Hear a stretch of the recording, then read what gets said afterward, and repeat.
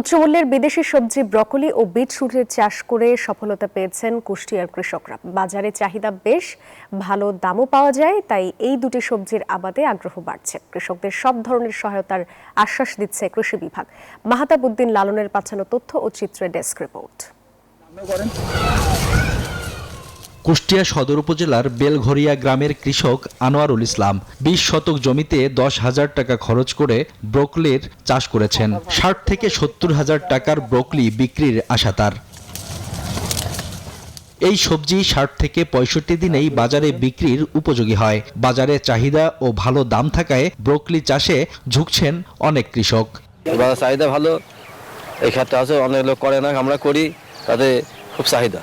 কুরমান আলী শেখ এই ভাইয়ের দেখা দেখিতে আমি এই চাষে উদ্বুদ্ধ হয়েছি।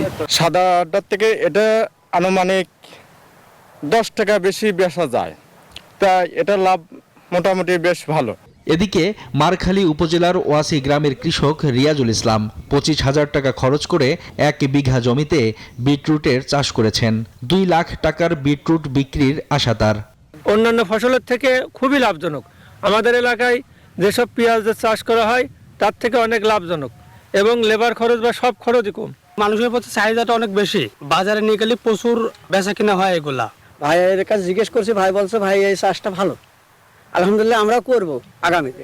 এসব সবজি চাষে কৃষকদের প্রশিক্ষণের পাশাপাশি প্রদর্শনী প্লট তৈরি করে আধুনিক চাষাবাদে সব ধরনের সহায়তা করছে কৃষি বিভাগ।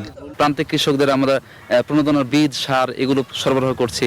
পাশাপাশি একটা জমিতে কীটনাশক, আমার ছত্রাকনাশক কখন প্রয়োগ করতে হবে সেই সাপোর্টগুলো আমরা দিচ্ছি। কৃষকের আমরা সপ্তাহে সপ্তাহে এসে আমাদের এই ফসলগুলো দেখে ঘুরে ফিরে এদের আমরা পরামর্শ দিয়ে থাকি। এই দুটি বিদেশি সবজির ন্যায্য মূল্য ও সঠিক বাজার ব্যবস্থাপনা নিশ্চিতের তাগিদ দিচ্ছেন সংশ্লিষ্টরা। Desk report, news 24।